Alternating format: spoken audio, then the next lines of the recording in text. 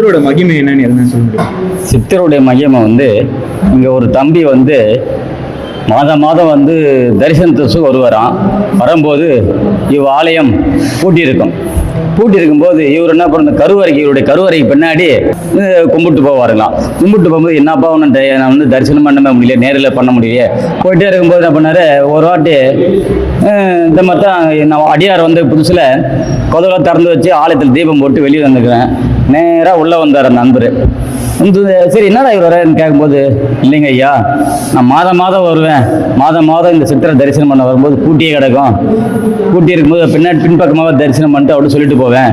எனக்கு வந்து உன்னுடைய நேரடி பார்வை எப்போ கிடைக்கிறது, நேரடி தரிசனம் கிடைக்குன்னு சொல்லும்போது, இப்போ நான் பேசுறது வந்து உள்ள இருக்கிற சித்தருக்கு காது கேட்டு அவரு கனிவோட எனக்கு இன்னைக்கு நேரடி தரிசனம் கிடைச்சிது, அதெல்லாம் அப்படின்னு. சரிப்பா ரொம்ப சந்தோஷம் அப்படின்ற போது, இதே மாதிரி ஒரு அன்பர்கிட்ட அவரை பற்றி சொல்லிட்டே இருக்கும்போது அவங்கள மீறி அவங்களுக்கு உடம்புல அந்த மாதிரி ஒரு படப்படப்பு எல்லாம்